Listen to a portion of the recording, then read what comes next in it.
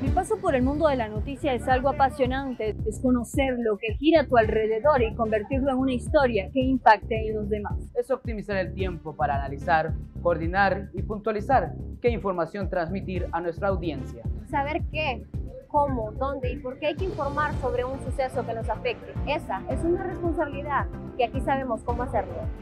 Ser periodista es más allá de las luces, cámara y noticias. Es tener ese acercamiento con las personas. En ATV tenemos el diagnóstico perfecto para llevarle las noticias desde otra perspectiva. El periodismo moderno está divorciado de las etiquetas y los prejuicios. Es saber analizar los comportamientos políticos, económicos y sociales con serenidad.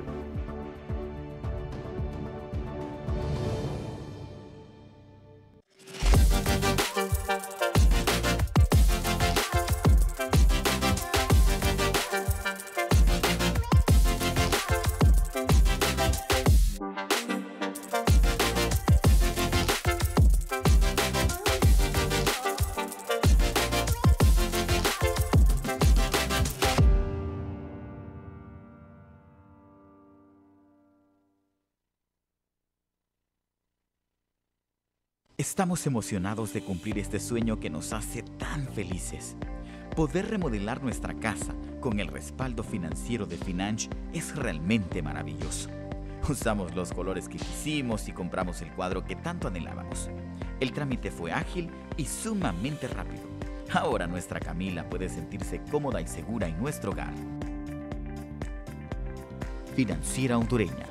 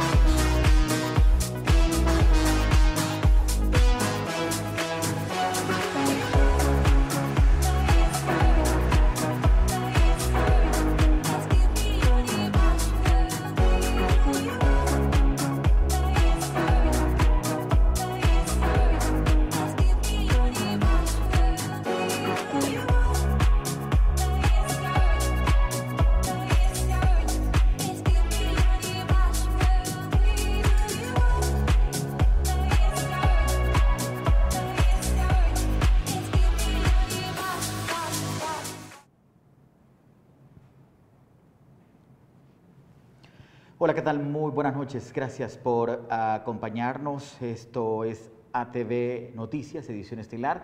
Como siempre, es un gusto poder saludarles a esta hora de la noche. Soy Carlos Alvarado y les saludo desde Ciguatepeque, el centro de las Américas. Comenzamos nuestro recorrido informativo.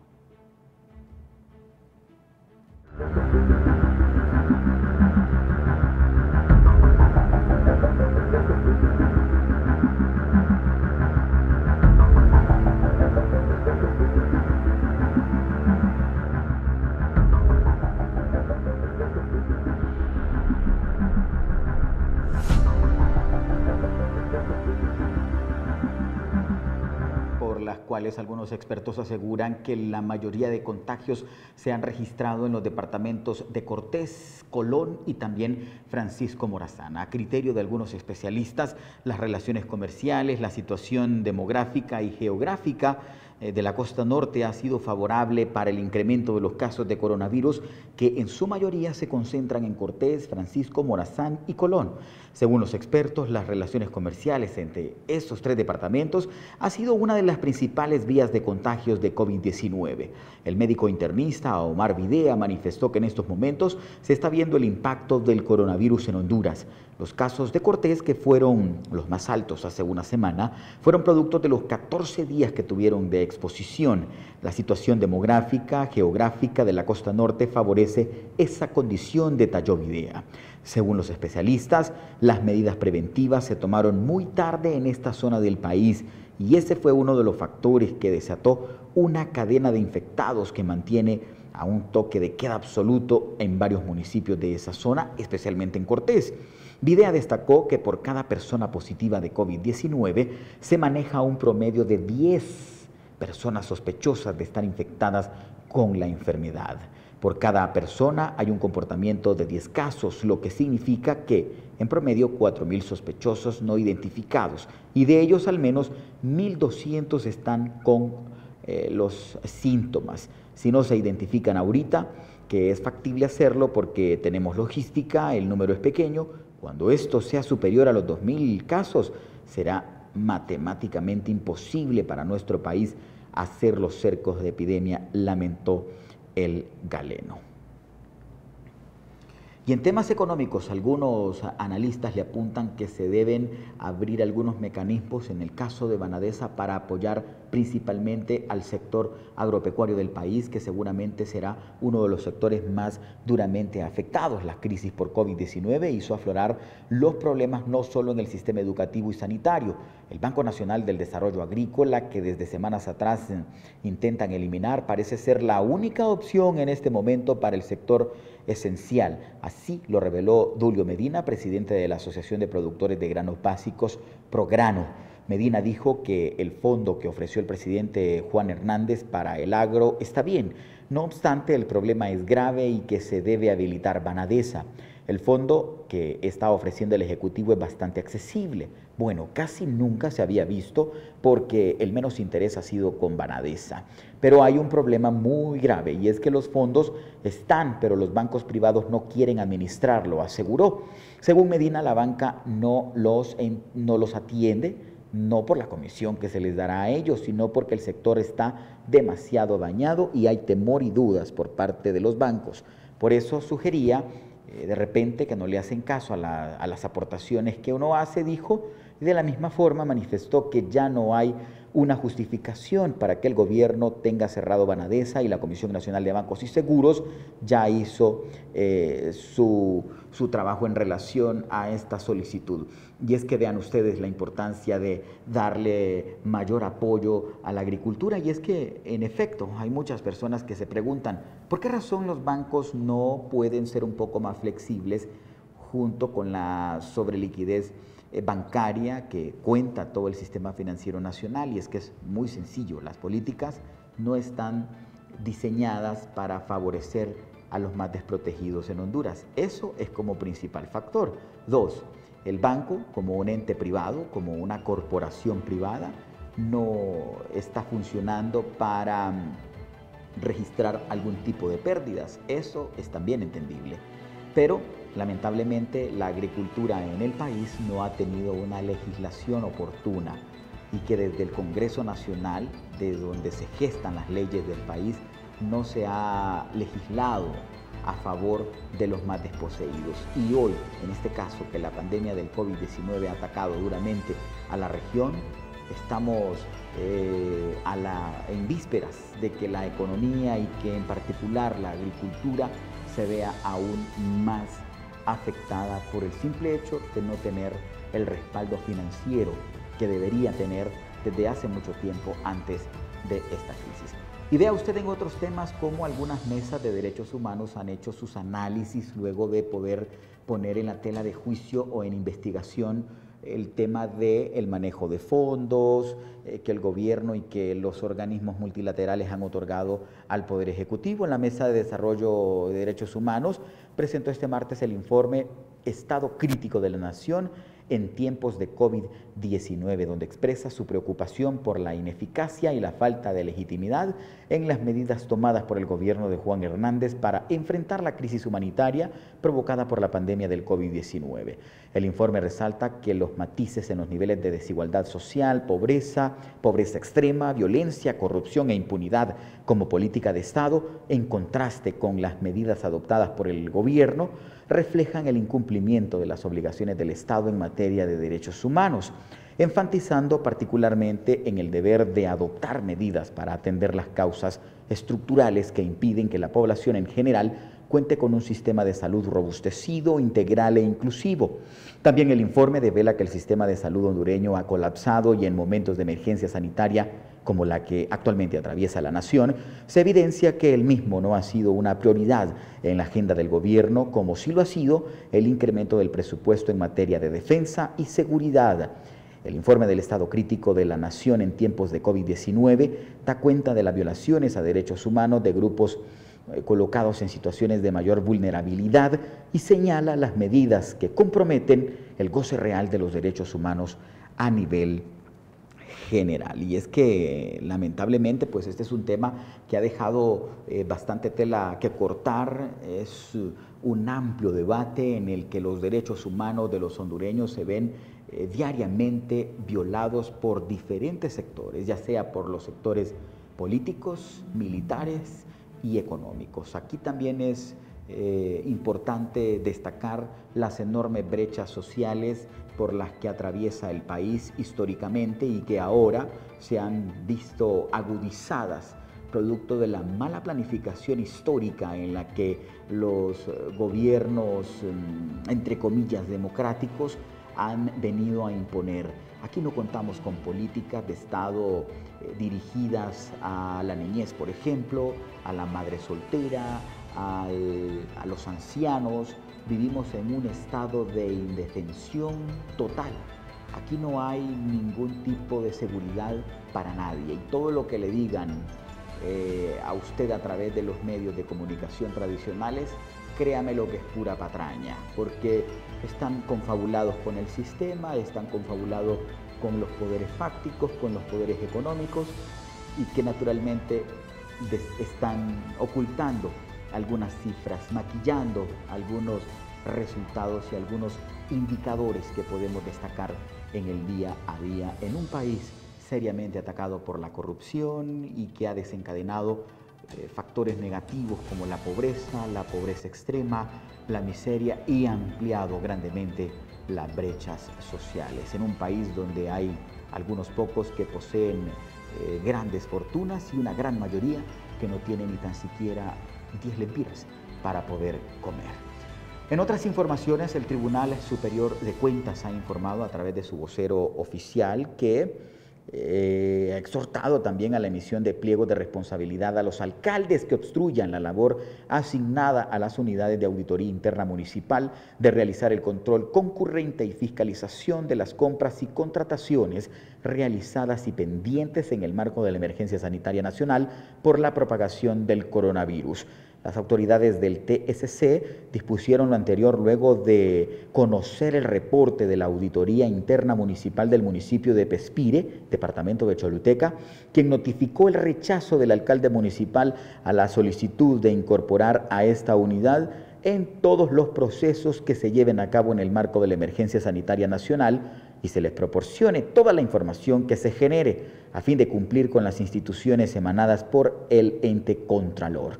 Sin embargo, el oficio que solicita de manera urgente la documentación que genere de la ejecución de las acciones relacionadas con las emergencias sanitarias, incluyendo los procesos de compra y contrataciones a efecto de proceder a realizar la fiscalización correspondiente, no fue recibido por la Secretaría Municipal por instrucciones del alcalde municipal. La Unidad de Auditoría Interna de Pespire notificó al Tribunal Superior de Cuentas la negativa de proporcionar información solicitada como la obstrucción al proceso de fiscalización concurrente, lo que motivó a la inmediata respuesta de la presidencia del ente contralor. Y es que mire usted lo grave que es cuando la gran cantidad de dinero que está por allí circulando en las arcas del Estado Es como dicen esos dichos, en río revuelto, ganancia de pescadores. Y es aquí donde también la población debe jugar un papel preponderante como veedor social y como principal afectado, que no se inviertan los recursos destinados a causas que puedan paliar o frenar alguna situación que podría agravarse en un futuro en caso de no manejar adecuadamente los fondos. Y es muy sencillo.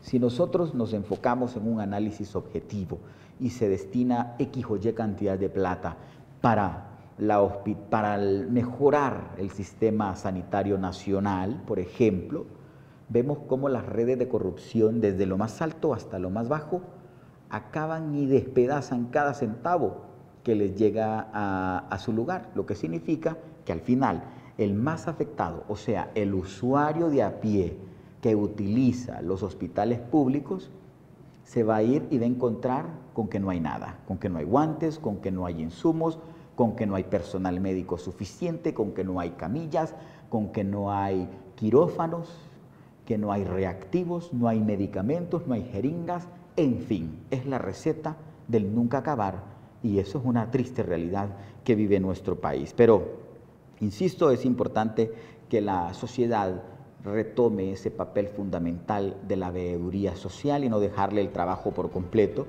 a los políticos que históricamente nos han demostrado ser completamente incapaces para tomar las riendas de un país que vive en completa anarquía.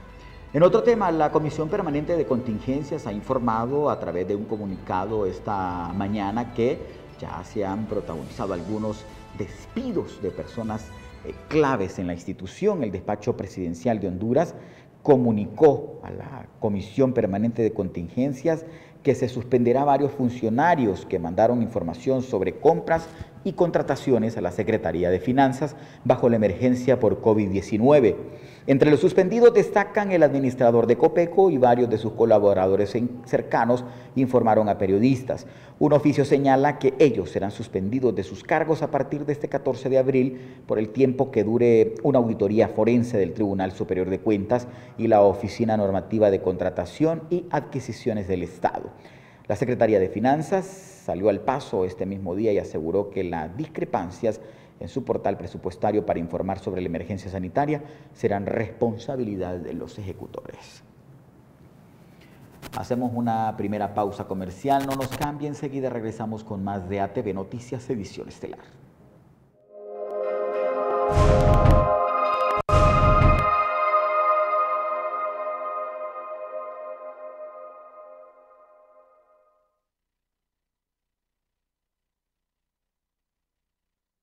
Mi paso por el mundo de la noticia es algo apasionante, es conocer lo que gira a tu alrededor y convertirlo en una historia que impacte en los demás. Es optimizar el tiempo para analizar, coordinar y puntualizar qué información transmitir a nuestra audiencia. Saber qué, cómo, dónde y por qué hay que informar sobre un suceso que nos afecte. Esa es una responsabilidad que aquí sabemos cómo hacerlo.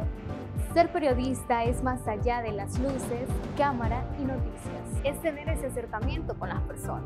En ATV tenemos el diagnóstico perfecto para llevarle las noticias desde otra perspectiva. El periodismo moderno está divorciado de las etiquetas y los prejuicios. Es saber analizar los comportamientos políticos, económicos y sociales con serenidad.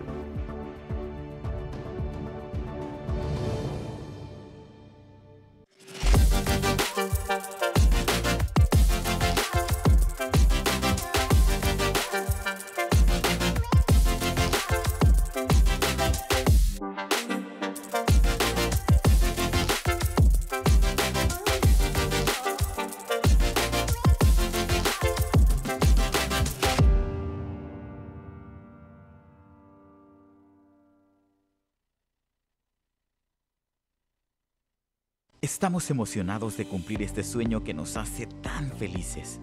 Poder remodelar nuestra casa con el respaldo financiero de Financh es realmente maravilloso. Usamos los colores que quisimos y compramos el cuadro que tanto anhelábamos. El trámite fue ágil y sumamente rápido. Ahora nuestra Camila puede sentirse cómoda y segura en nuestro hogar. Financiera Hondureña.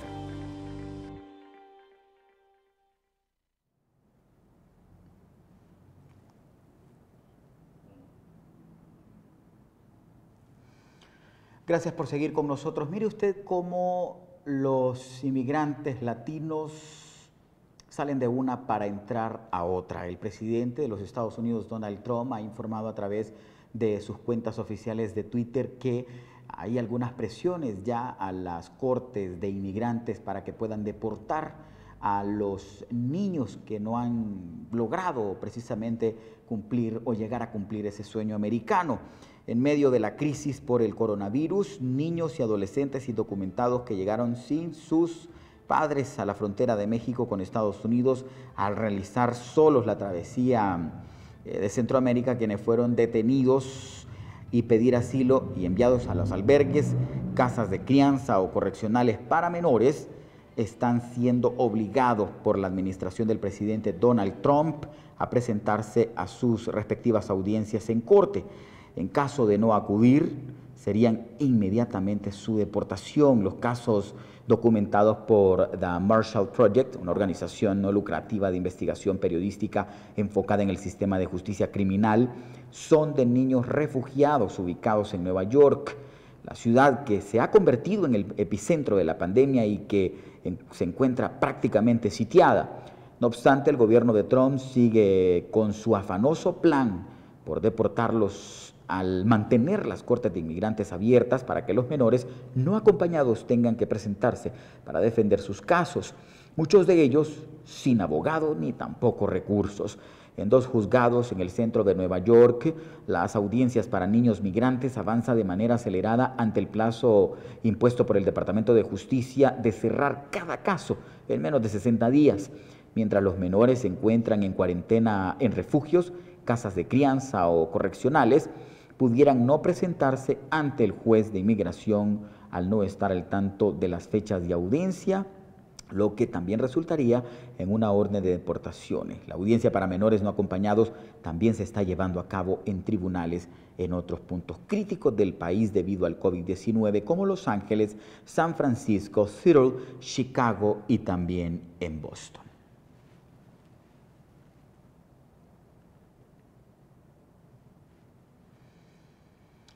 Ahora pasamos de Estados Unidos a México. El presidente de los mexicanos, Andrés Manuel López Obrador, informó hoy en su conferencia de prensa que en los próximos días estaría enviando una solicitud para hacer una reforma al artículo 35 en el que puede solicitar una revocatoria al mandato en medio de las duras críticas que ha recibido de parte de la oposición y algunos sectores que no están de acuerdo con su gobierno, mucho menos de la manera de manejar la actual crisis de la pandemia del coronavirus. Pero también el presidente de los mexicanos dijo que todos aquellos sectores, incluyendo a la prensa vendida o alquilada, no están de acuerdo porque ya no se están cumpliendo con los cometidos en vista que ha iniciado un proceso de transformación nacional que no los favorece.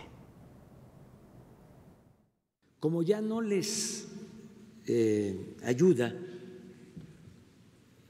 el periodismo convencional, lo que antes llamábamos, y lo digo en forma respetuosa, la prensa vendida o alquilada, los columnistas, como ya no les apoya en el propósito último, que es desgastar al gobierno para que se detenga la transformación, porque ese es el fondo del asunto. Ellos quieren mantener el régimen de corrupción y nosotros queremos cambio. Y son momentos de definiciones. ¿Es corrupción o transformación? Parece maniqueo, pero esto ayuda más a aclarar las cosas. Si matizamos mucho no se va a entender. Entonces, como ya la gente despertó, ya hay un nivel de concientización en el pueblo de México bueno, que llevó a que se ganara la elección presidencial, aún en contra de todos los pronósticos de la gente que luchaba desde tiempo atrás, quienes fueron precursores de nuestro movimiento, que estaban escépticos, gente que cuando se ganó, pues lloraba, pero al mismo tiempo pensaba que había sido pues un milagro, o si se quiere en términos coloquiales y no religiosos, una chiripa. Bueno, gracias por seguir con nosotros. Estas han sido las declaraciones del presidente de los mexicanos, Andrés Manuel López Obrador, quien ha dado un fuerte mensaje a los medios de comunicación. El presidente, durante su conferencia de prensa, expresó también que el 60% de la población mexicana vive bajo el renglón de la pobreza y que han habido muchísimos sectores egoístas que no han querido ceder un poco para el crecimiento a las personas de escasos recursos económicos. Y esto seguramente ha molestado a muchísimos sectores que han iniciado una ofensiva en su contra. Pero regresamos a los Estados Unidos. Comienza de nuevo el ajetreo político en los Estados Unidos. Mire usted, el expresidente Barack Obama ha hecho oficial su apoyo a John Biden. El expresidente Barack Obama anunció su respaldo a John Biden este martes en un mensaje de video en el que explicó por qué cree que Biden es el candidato necesario en este momento de crisis en Estados Unidos. Si hay algo que hemos aprendido como país en momentos de crisis, es que el espíritu de velar por los demás no puede limitarse a nuestros hogares, nuestros lugares de trabajo, nuestros vecindarios o nuestras casas de culto. También tiene que reflejarse en nuestro gobierno nacional, dice Obama en el video de respaldo de más de 11 minutos. El tipo de liderazgo que se guía por el conocimiento y la experiencia, la honestidad y la humildad, la empatía y la gracia, ese tipo de liderazgo no solo pertenece a los capitolios y oficinas de alcaldes de nuestro estado, pertenece a la Casa Blanca. Y es por eso que estoy tan orgulloso de respaldar a Joe Biden como presidente de Estados Unidos. El apoyo reúne a los antiguos compañeros de campaña y posiciona a Obama, cuyo respaldo a Biden fue visto como una conclusión natural una vez que el senador de Vermont, Bernie Sanders, abandonó la carrera la semana pasada como uno de los aliados más poderosos de Biden en la carrera contra el presidente Donald Trump. También marca el resurgimiento público de Obama en el área política. El expresidente mantuvo un bajo perfil público durante gran parte de la pelea democrática, pero estuvo activo detrás de escenas o tras bambalinas. Dos personas familiarizadas con el video de Obama dicen que pretende ser más que un simple respaldo de su amigo y ex vicepresidente. Su mensaje está diseñado para abordar este momento particular en Estados Unidos y todo el mundo, particularmente a raíz de la pandemia del coronavirus. La parálisis sufrida en las aerolíneas de todo el mundo ya ha empezado a tener algún impacto económico, según los últimos reportes, de parte de un esfuerzo para frenar la propagación del brote del coronavirus. Generará pérdidas de al menos 314 mil millones de dólares, según advirtió la Asociación Internacional de Transporte Aéreo. En marzo, el organismo responsable del tráfico aéreo estimó que el impacto global proyectado en la industria sería de 252 mil millones de dólares. No obstante, en la reciente actualización los números se elevaron a 314 millones de dólares, perdiendo para el año 2020 una disminución de ingresos del 55% en comparación con el año 2019. En un escenario de severas restricciones para el transporte aéreo, se espera que la demanda de pasajeros de todo el año a nivel global sufra un descenso del 48% respecto al año anterior. Por su parte, el director de la institución, Alexander de Joannick, aseguró que las aerolíneas podrán gastar 61 mil millones de empleos dependientes de la aviación y sin ayuda urgente, muchas aerolíneas no sobrevivirán para lidiar la recuperación económica. Ahora nos vamos a Sudamérica, en Brasil, un país que también ha sido duramente atacado por el coronavirus. Brasil actualizó las cifras del coronavirus con 54 muertos en las últimas 24 horas. Ya son 486 las víctimas fatales y más de 11.000 los infectados. Brasil sumó 852 nuevos casos de las personas contagiadas con el COVID-19 en las últimas 24 horas y ya cuenta con más de 11.000 infectados por el nuevo coronavirus, que en poco más de un mes ha cobrado la vida de 486 personas en el gigante suramericano. De acuerdo con el último reporte del Ministerio de Salud divulgado este domingo, en las últimas 24 horas hubo 54 muertes más, lo que supone un incremento del 12,5%. El incremento también se vio en el número de contagios confirmados, que el último día creció un 8% con más de 850 nuevos casos. La tasa de letalidad, que el sábado estaba en 4,2%, subió este domingo para 4,4% y según las autoridades sanitarias, el 81% de los óbitos corresponden a personas por encima de 60 años. Sao Paulo, el estado más poblado e industrializado del país, con una población de 46 millones de habitantes, similar a la de España, continúa como la región que más casos concentra en todo Brasil, con 4.620 personas infectadas y 275 muertas.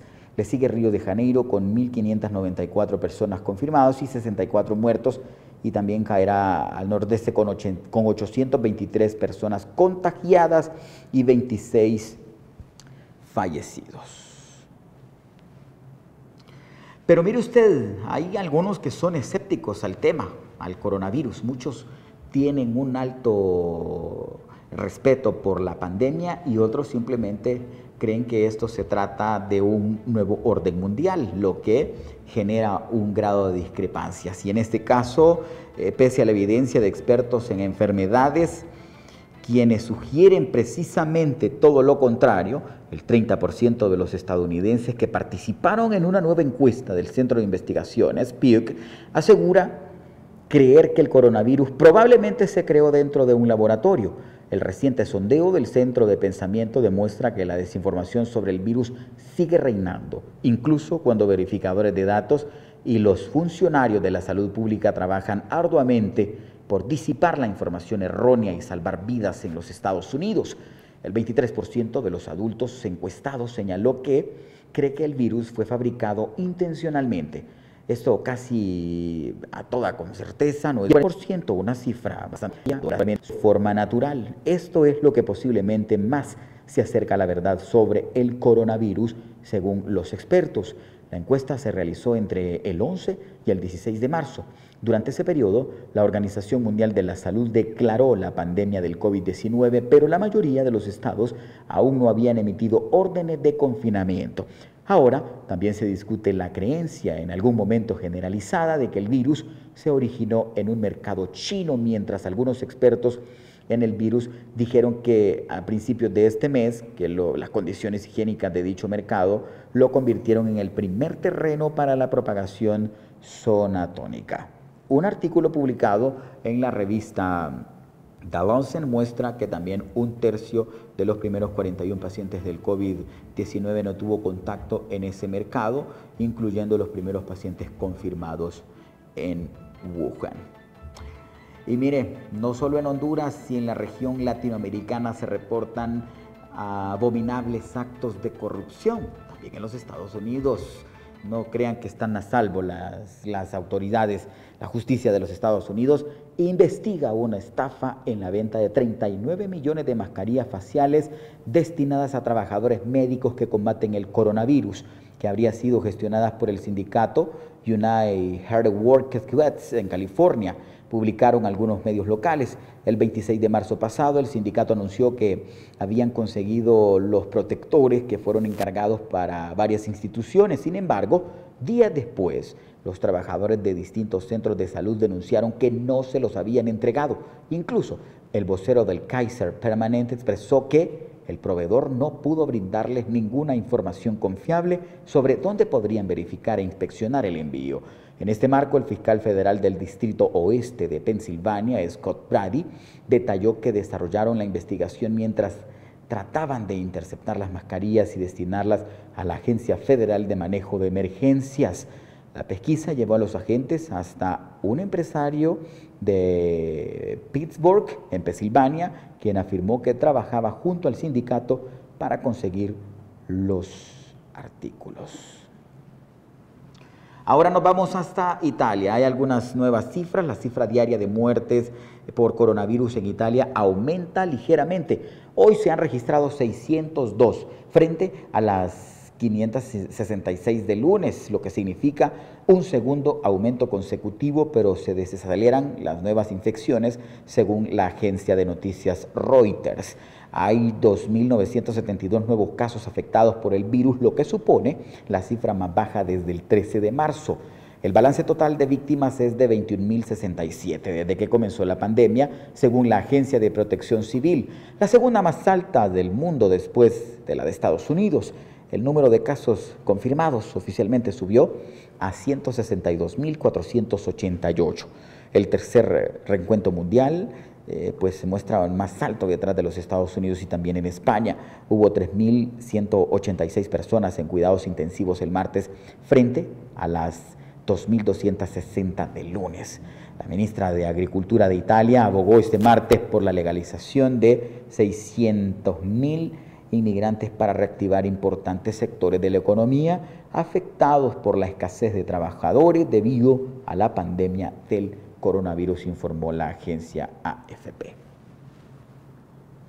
Ahora nos vamos hasta China. Mire, las personas negras no pueden entrar a los restaurantes. En las últimas semanas se ha reportado ataques a los extranjeros residentes en China.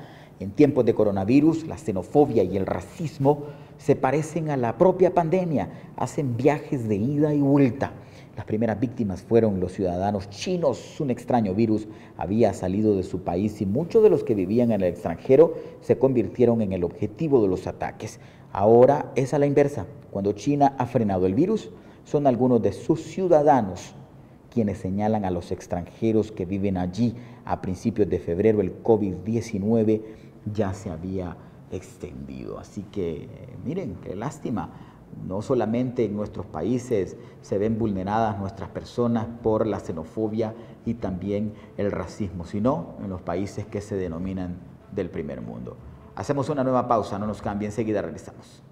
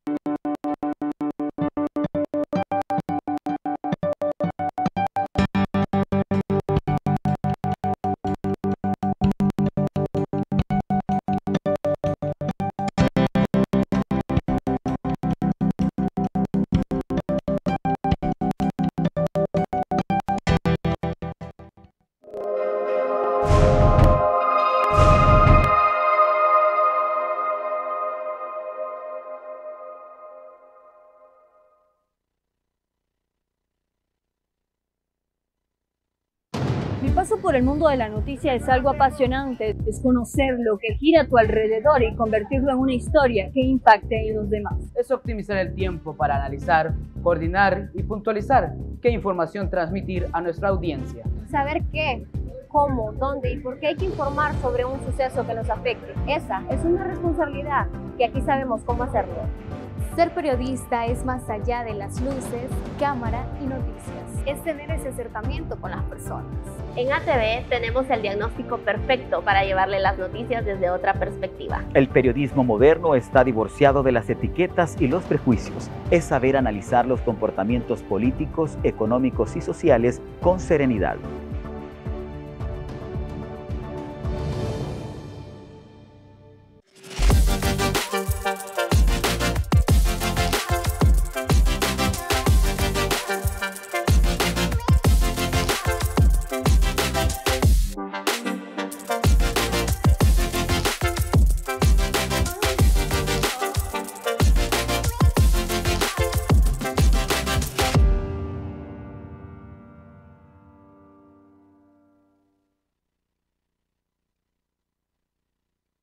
Estamos emocionados de cumplir este sueño que nos hace tan felices. Poder remodelar nuestra casa con el respaldo financiero de Financh es realmente maravilloso. Usamos los colores que quisimos y compramos el cuadro que tanto anhelábamos. El trámite fue ágil y sumamente rápido. Ahora nuestra Camila puede sentirse cómoda y segura en nuestro hogar. Financiera Hondureña.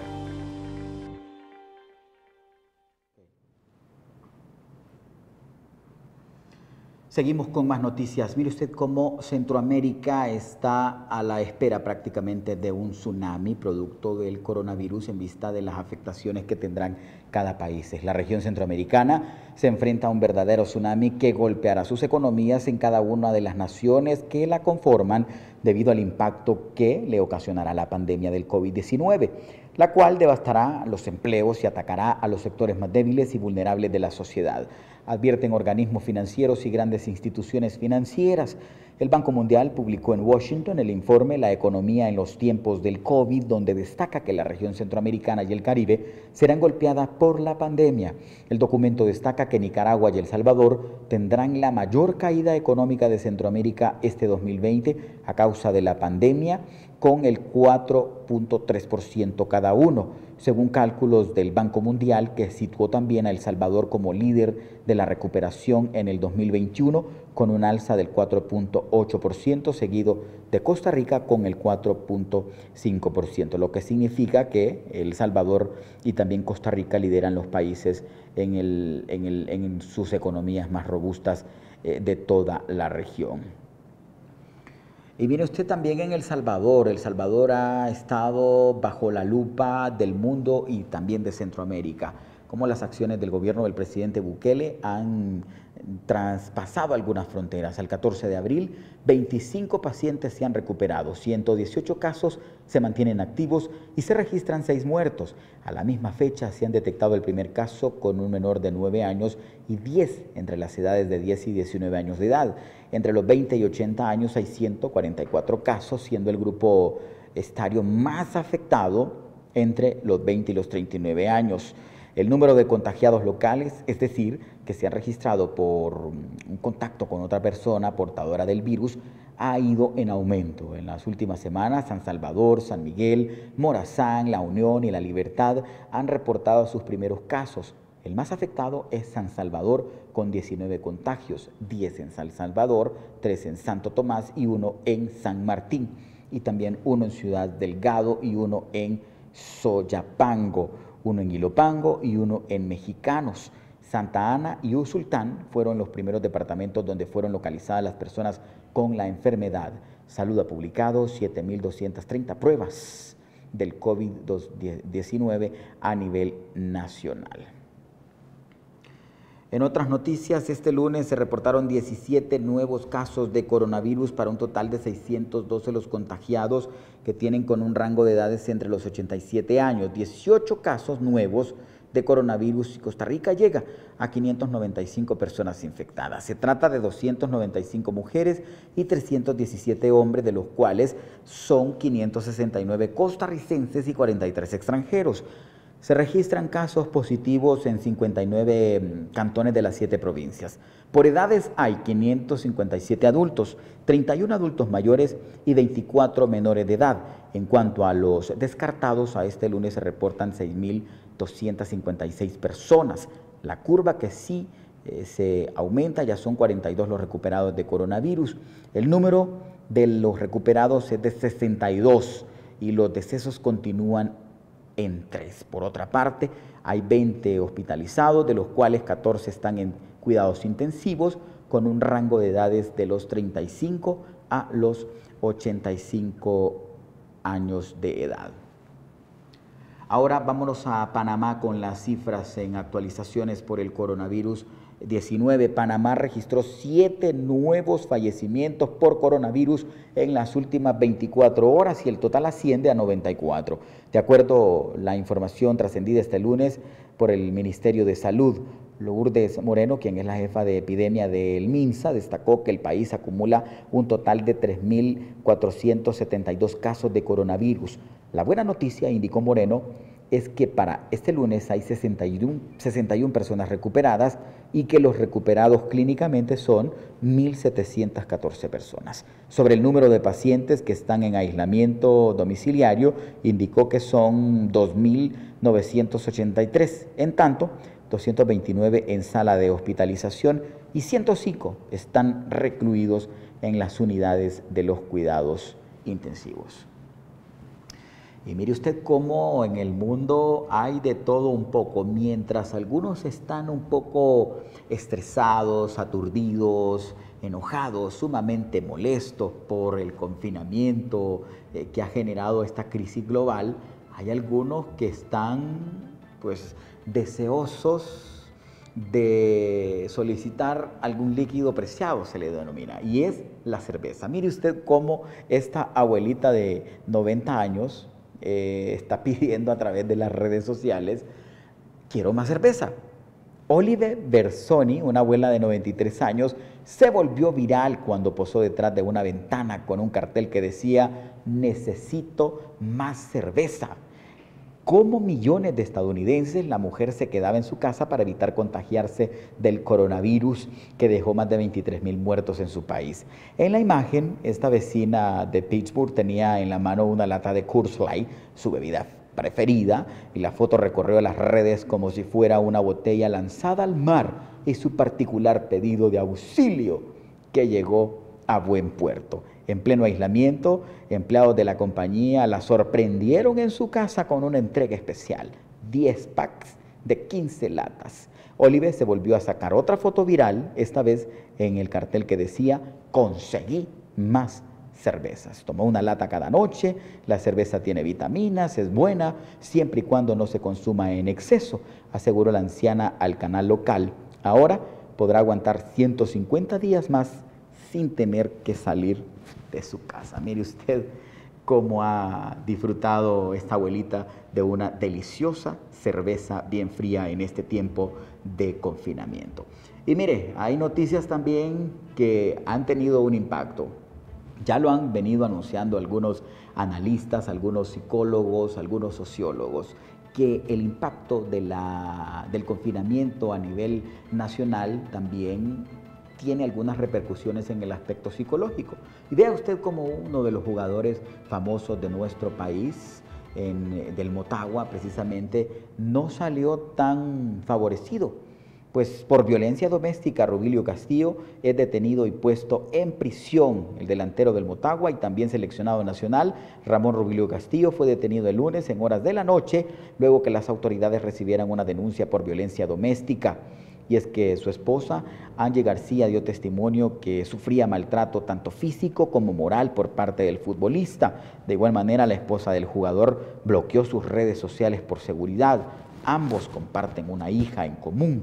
Hasta el momento, nadie del cuerpo técnico ha dado alguna resolución en lo que sí corresponde. Ya ha trascendido la información que se le ha dado 2 meses para que él pueda realizar un servicio social, es decir, el barrido de calles, para que pueda pagar por esta agresión a su esposa. Si bien dicen algunos analistas, algunos expertos, no se debe permitir ni tan siquiera la elevación de la voz, ni una tan sola vez, porque la violencia doméstica es algo progresivo.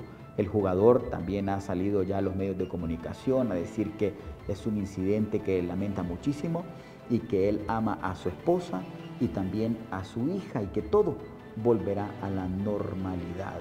Vamos a ver cómo salen con estos resultados. Pero también el Club Deportivo Motagua ya ha emitido un comunicado en relación a lo que involucra a su jugador, que es muy calificado por el Club Deportivo Motagua, en el que han asegurado que es un jugador muy importante dentro del club y que se mantendrán al margen en este caso. Y en el caso de ser encontrado culpable, el equipo se reserva el derecho de aplicar los reglamentos internos derivados de estos hechos lamentables. Así que todavía, pues esto es lo que ha trascendido de parte del Club Deportivo Motagua con relación a las medidas que van a tomar. Ellos sabrán lo que van a determinar en este asunto con el jugador que ha cometido pues el delito de violencia doméstica. No sé cuál sea su criterio allí en casa o donde sea que nos esté viendo. Vamos a hacer los saludos respectivos a esta hora de la noche, a la gente que se ha conectado a nuestra plataforma de Facebook: Sara Sáenz, Mikey Maldonado, Edson Ábrego, Naún Mencía, a Dafne Palacios hasta la Gran Manzana, Gabriel Pineda, Angélica Ramírez, Mario Ábrego y con Esmeralda hasta Nueva York, que se han conectado, a Noé Nolasco en Boston, están conectados ahí con nuestra señal en todo el mundo. Abraham Calderón también se ha conectado, a Undina Gómez, Karina, le mandamos un afectuoso saludo a Karina ahí hasta de donde sea que se conecte a través de la plataforma de Facebook, a Melquis Ábrego hasta Colo, Moncagua, Intibucá, hasta allá llegan la señal de ATV. Muchísimas gracias a todos y cada uno de ustedes por conectarse noche tras noche en este espacio de noticias.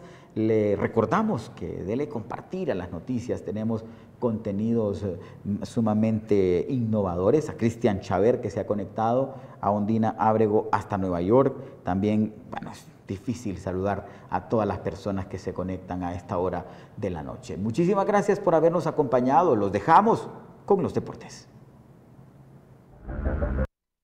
Sandra Zampa, subsecretaria de Sanidad del gobierno italiano, habló sobre una posible vuelta del fútbol italiano tras la suspensión por el coronavirus. Según sus palabras, todavía queda bastante para poder volver a ver la Serie A tal y como la conocemos. Todavía veo la reapertura del fútbol en Italia muy difícil y no veo este debate como una prioridad. Todavía puede estar pasando un mes más. Además, Zampa añadió en declaraciones a Rai News: volveremos a ver los estadios llenos cuando estemos totalmente seguros. Esto es cuando haya una vacuna. También fue dura contra los clubes si estos decidieran reanudar y proponer jugar en puerta cerrada. Si los equipos creen que podrán organizar partidos, se volarán las propuestas. Yo diría que no, aunque no me tocara decidir. La Asociación China de Baloncesto ha sufrido un nuevo revés en su intento por retomar la actividad suspendida el pasado 1 de febrero. El campeonato asiático se enfrenta a nuevo emplazamiento, según publica el periodista chino Sang Duo y recoge el portal Exportando, que llevaría la reanudación del campeonato hasta el 1 de julio. Esto resulta un revés para todo el mundo en general, pues en un principio estaba fijado el 15 de abril como fecha para la vuelta. Sin embargo, el temor a un rebrote producido por el coronavirus llevó a las autoridades chinas a plantear un primer emplazamiento hasta el mes de mayo. Como es lógico, una industria que mueve alrededor de 11.000 millones de dólares anuales como el béisbol en grandes ligas de Estados Unidos no puede quedarse de brazos cruzados en medio de un paro forzado como consecuencia de la pandemia del coronavirus.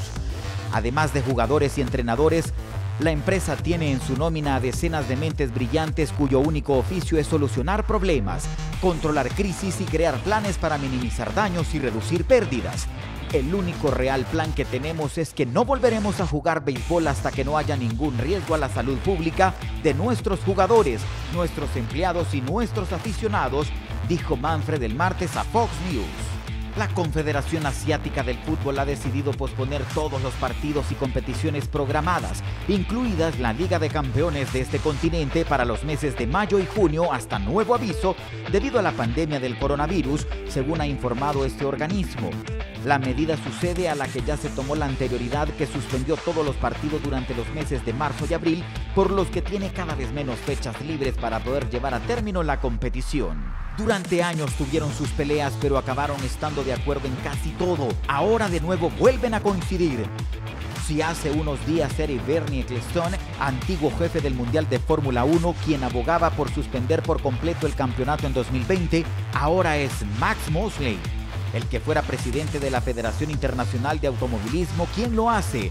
El británico de 80 años aclara que ahora mismo está jubilado y sin contacto con la F1, pero pide medidas drásticas. Esperar supone el riesgo de empeorar las cosas sin certeza de ganancias. No hay garantía de que las carreras puedan comenzar nuevamente en julio. De hecho, parece cada vez más improbable, expuso a la agencia de...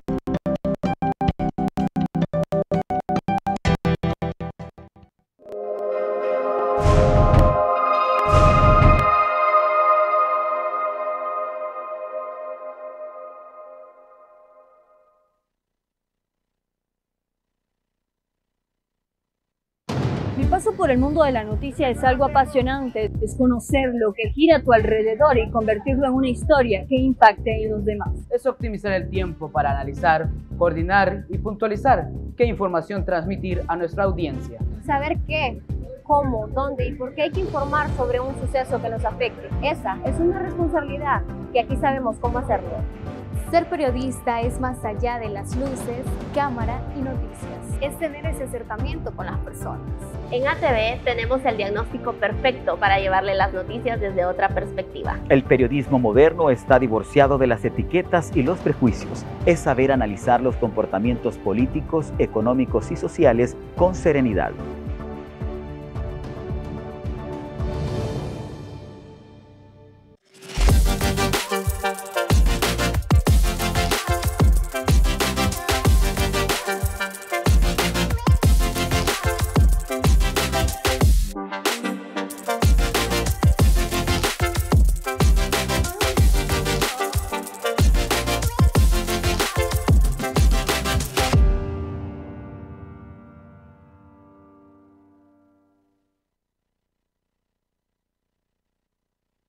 Estamos emocionados de cumplir este sueño que nos hace